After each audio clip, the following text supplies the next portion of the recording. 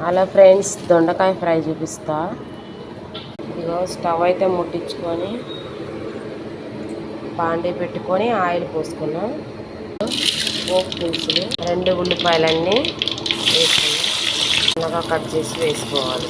ఎండుమిర్చి, కొంచెం కరివేపాకు, ఇది బాగా ఫ్రై అవ్వాలి.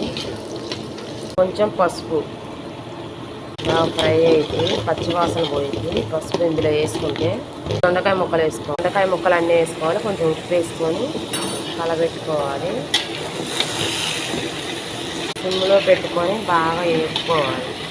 దీనికి ఆయిల్ ఎక్కువే పడుతుంది. కొంచెం ఫ్రై అవ్వడానికి అయితే వచ్చింది. ఒక 5 నిమిషాలు అయితే అయిపోయింది.